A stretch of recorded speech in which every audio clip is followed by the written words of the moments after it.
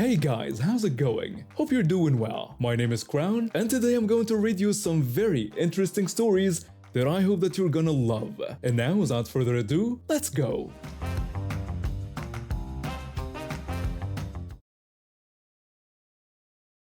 My wife and I bought this house because we loved the community feel and the fact that it had a nice backyard with a pool where we could relax after long work days. The neighborhood seemed peaceful enough, with a white picket fence separating our property from our neighbor's house. My neighbor seemed like a decent guy when we first moved in.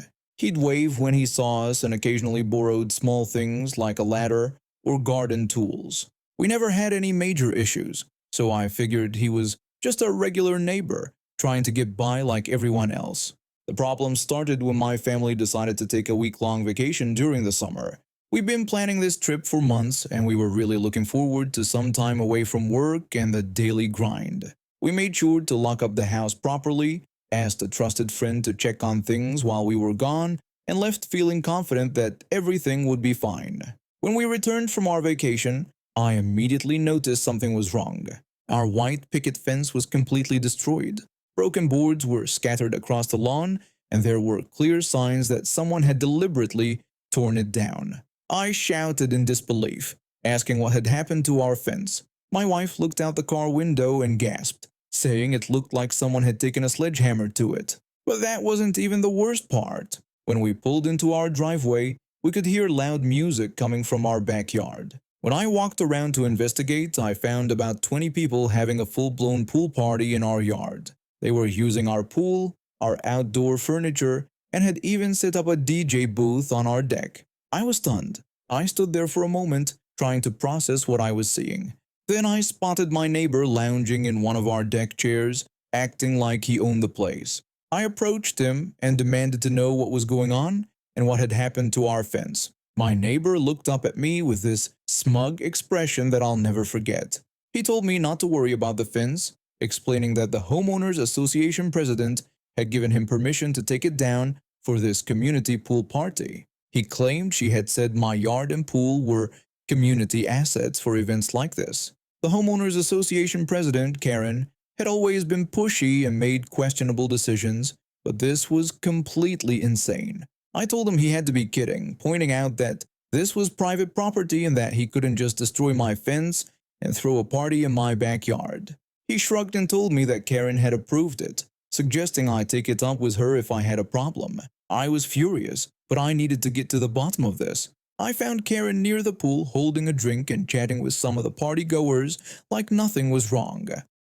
I confronted Karen, demanding to know why she had given permission to destroy my fence and use my property. Karen looked at me like I was being unreasonable. She told me to calm down, explaining that it was all in the name of community spirit. She mentioned that the homeowners association was running low on funds for events, so my neighbor had offered to sponsor this pool party. She asked if I didn't think that was generous. I responded angrily that generous wasn't the word I'd use, since it was my property and I had never agreed to any of this. I told her she had no right to authorize this. Karen dismissed my concerns, telling me not to be such a spoilsport. She insisted that everyone was having a great time and that it was for the greater good of the neighborhood.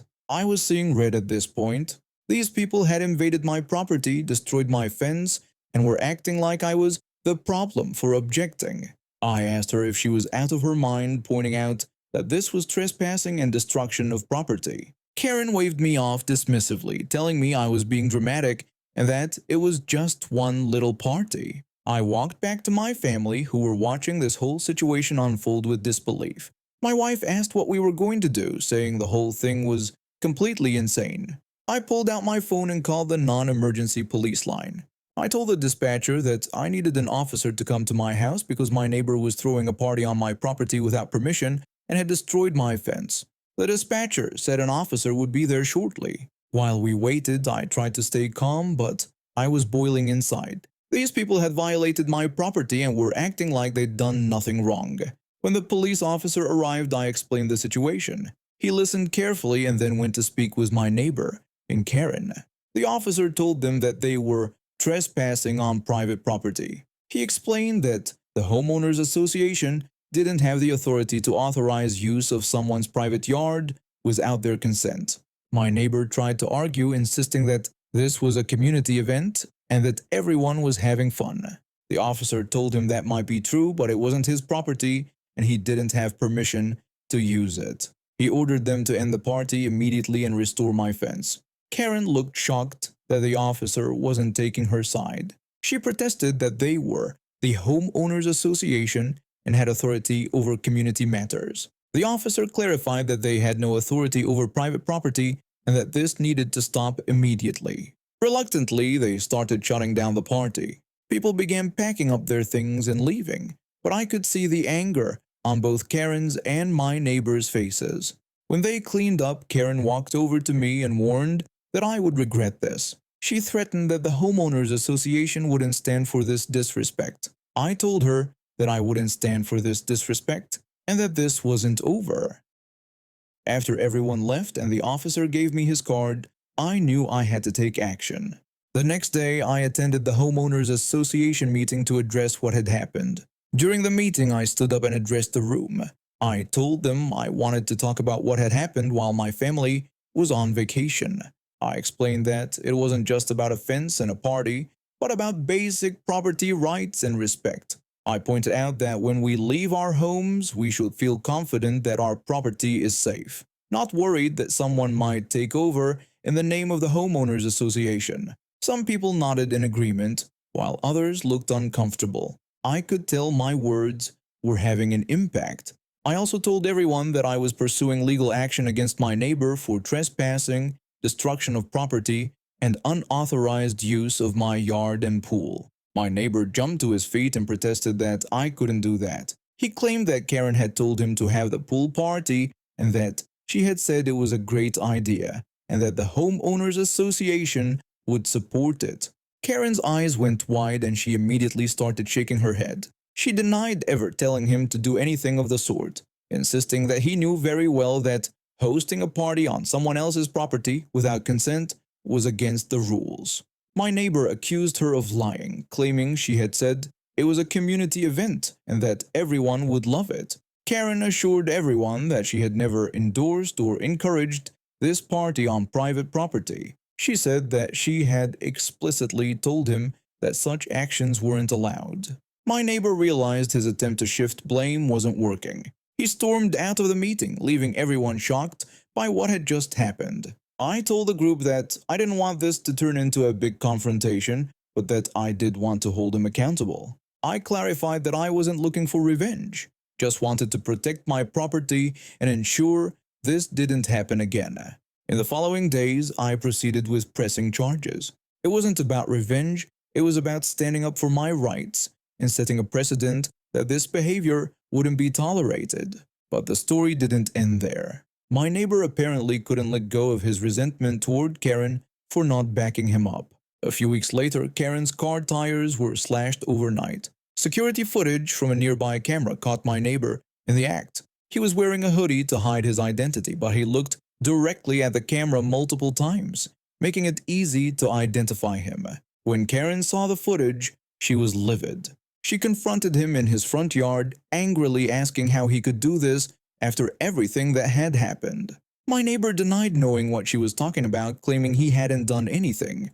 Karen told him that the footage showed him clearly and that she was calling the police right then. She dialed the police while standing in his yard, telling the dispatcher that she needed officers to come immediately because she had surveillance footage of someone vandalizing her car. My neighbor's attitude shifted from denial to anger. He asked her incredulously if she was really calling the cops on him after all they'd been through, saying he couldn't believe she was turning on him like this. Karen responded that friends don't slash each other's tires and that this had gone too far. When the police arrived, they arrested my neighbor based on the surveillance footage. He was charged with vandalism and harassment. The incident caused the community to lose faith in Karen's judgment. Many felt that her poor decision-making had led to all these problems. During an emergency meeting, the community members expressed their concerns and essentially forced her to step down as Homeowners Association president. After Karen's resignation, we elected a new president who emphasized transparency and proper procedures. The new president made it clear that private property rights would be respected and that the homeowners association would operate within proper legal boundaries. My fence was eventually replaced at my neighbor's expense as part of the legal settlement. He was also required to pay for the damage to Karen's car and complete community service. I've been married to my husband for 4 years now, and he's honestly the most amazing guy I've ever met. Sweet, caring, supportive, everything you could want in a partner. But there's one massive problem that's been making our lives hell. His mother. Let's call her Karen because, well, you'll see why. Before I met my husband, I was working as a nurse at a local hospital. Long shifts, stressful situations, but I loved helping people. I'd always been independent and pretty good at standing up for myself. When I met my husband at a coffee shop near the hospital, I thought I'd found my perfect match. He was kind, funny, and seemed to come from a normal family. Boy, was I wrong about that last part. The first time I met Karen, I should have known what I was getting into. She looked me up and down like I was something she'd stepped in, then gave me this fake smile that made my skin crawl. Throughout dinner, she kept mentioning someone named Stephanie and how wonderful she was. I later found out Stephanie was my husband's ex-girlfriend who Karen absolutely adored. Our wedding day should have been perfect, but Karen made sure to ruin that too. When I walked down the aisle, I heard her whisper loudly to her friend sitting next to her. She told her friend that I was nothing compared to Stephanie. I nearly tripped over my dress. My husband didn't hear it, but I did, and it stung. Still, I tried to brush it off. It was my wedding day after all. After we got married, things got so much worse. Karen would show up at our apartment without calling first.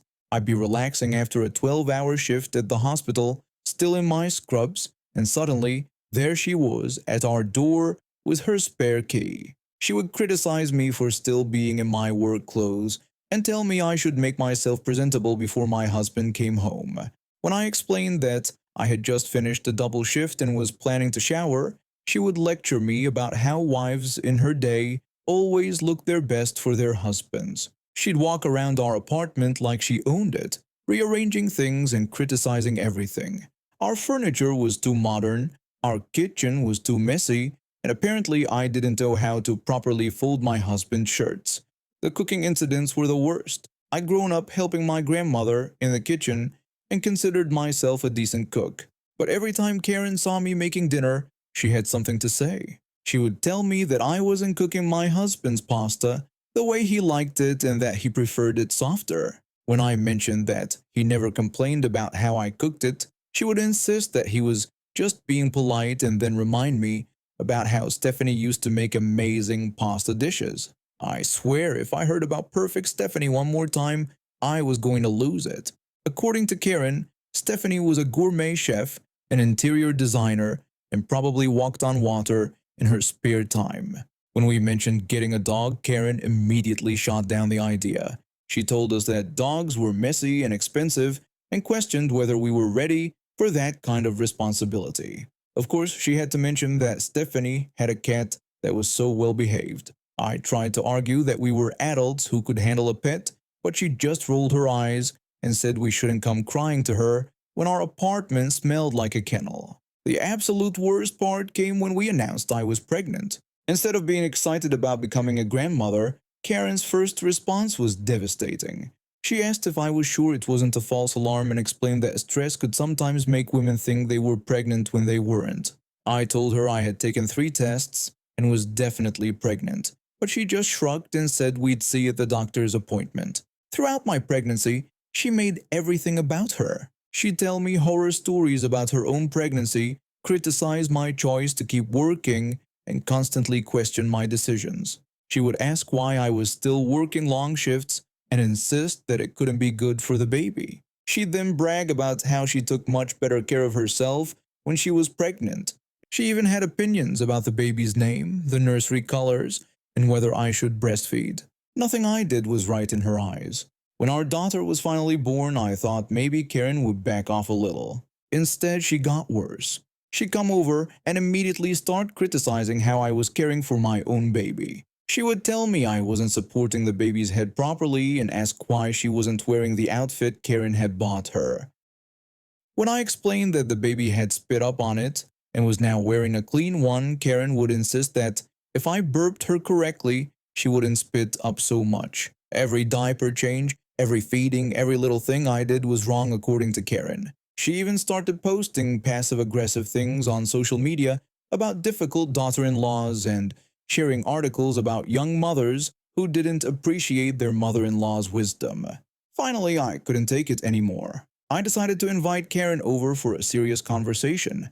I thought maybe if I explained how her behavior was affecting our family, we could work things out.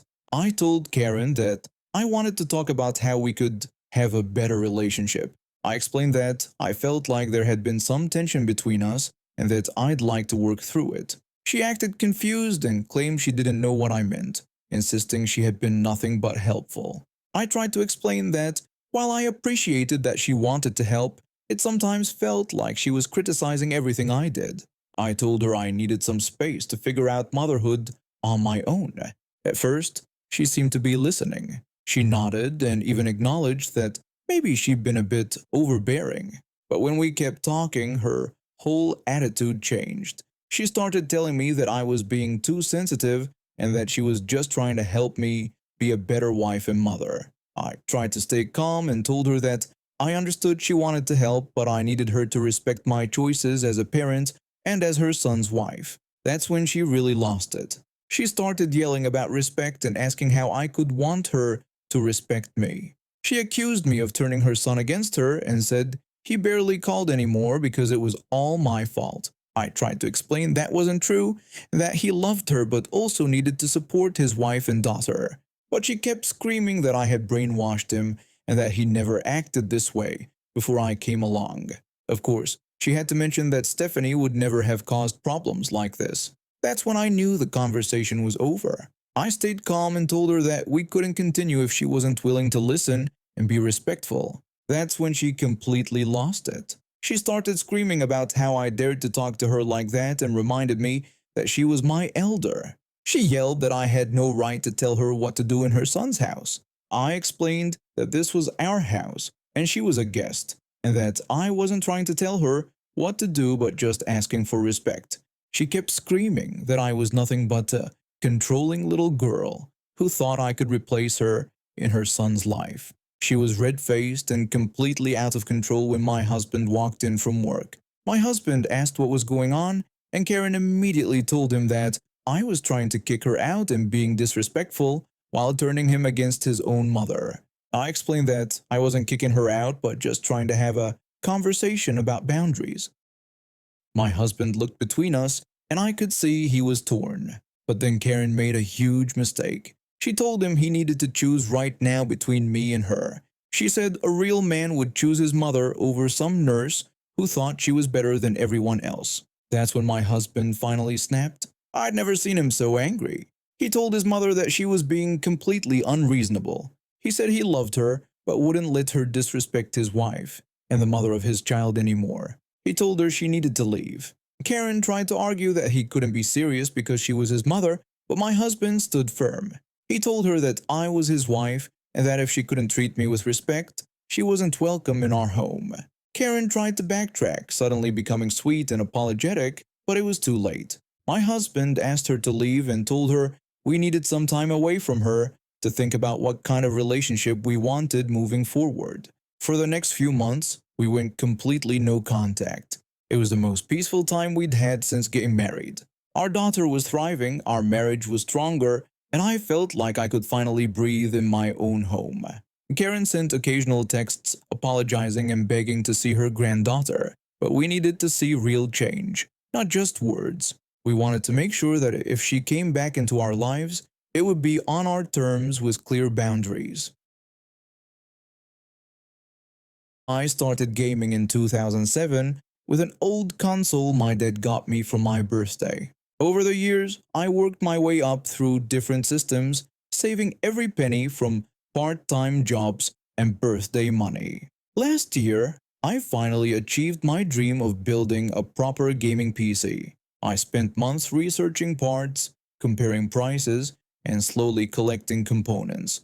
The final build cost me just over $2,000, but it was worth every cent. This machine could run any game at maximum settings, and I was incredibly proud of what I'd accomplished through years of saving. The trouble started on a Sunday afternoon when my family decided to have one of our regular gatherings.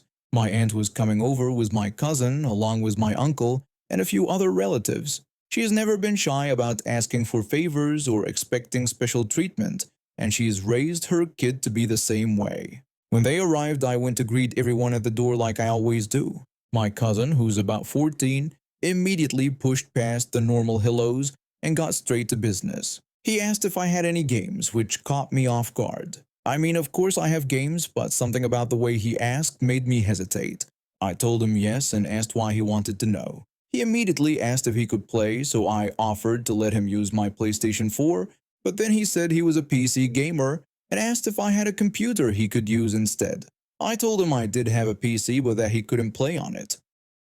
That's when my aunt jumped in, like she always does when she doesn't get her way. She told me to let him play and said they had done so much for me. When I asked what exactly they had done, she couldn't give me a straight answer, just waved her hand dismissively and walked into the house with everyone else. I knew exactly what was going to happen next. This kid had a history of going through people's stuff without permission, so I quickly went to my room and locked the door. My gaming PC setup was in there, along with all my other expensive electronics, and I wasn't taking any chances.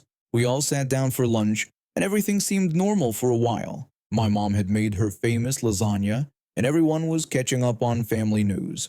I excused myself to use the bathroom, thinking everything was fine since my room was locked up tight. That's when I heard my cousin yelling that he couldn't open my door. My blood ran cold. I quickly finished up and rushed back to find him literally kicking my bedroom door, trying to force it open. I demanded to know what he was doing. My aunt explained that he wanted to play my PC, and since I wasn't there, he had tried to open the door, but it seemed to be stuck. She said this like it was the most natural thing in the world for her son to break into my room. I was furious, but I also knew that if I didn't let him in, he'd probably just keep trying to break down the door while I wasn't looking. I told them fine and unlocked the door, but I made it clear I was staying to supervise. I wasn't about to leave this kid alone with my $2,000 setup. He immediately went for my gaming chair and started up Fortnite. I sat on my bed with my phone, keeping one eye on him and one eye on my screen. For the next 3 hours, I watched him play. He was loud, obnoxious, and kept making these weird screaming noises every time something didn't go his way. He was swearing at other players, banging on my desk, and generally treating my equipment like garbage. I kept telling myself to stay calm, that it would be over soon. Then the worst happened. He started screaming that some other player was hacking after apparently getting killed in the game. I tried to tell him to calm down before he punched my equipment, but it was too late.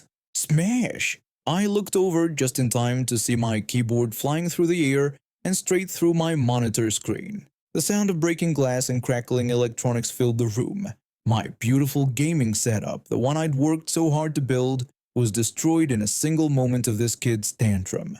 I called for my mom to come quickly. She rushed in and gasped when she saw the damage. My monitor was completely shattered, with my keyboard still sticking out of it. Sparks were coming from the broken screen, and I could smell burning plastic. My mom looked straight at my cousin and asked what he had done. But before he could answer, my aunt jumped in and said it wasn't his fault because the game was nonsense. That was it. I grabbed my cousin and shoved him hard against the wall, then started screaming at him about what he'd done. Years of saving, months of careful planning, all destroyed because this spoiled brat couldn't control his temper. My aunt demanded to know what I was doing to her son. I yelled that the PC had cost $2,000. She just shrugged and said it was just a box of microchips and wires like it meant nothing. I told her to shut up and said she was next, then ordered both of them to get out of my room and out of the house. The screaming match that followed was legendary. My mom got involved, then my uncle, then everyone else at the family gathering. My aunt kept insisting that it wasn't a big deal, that I was overreacting, that her precious son couldn't be held responsible for his actions. but everyone else could see exactly what had happened and whose fault it was. My uncle, who's always been the reasonable one in the family, took one look at the damage and immediately sided with me. He told my aunt that she and her son needed to pay for the repairs, no questions asked. When she refused, he threatened to take them to small claims court. That was a year ago now. I haven't seen my aunt or her son since that day, and honestly, I'm fine with that. They were eventually forced to pay me back the full cost of the repairs plus interest for the time I was without my setup. The repair shop actually gave me a good deal, so I ended up with $500 extra after everything was fixed. And now we have reached the end of today's stories. Thank you for watching, and see you next time.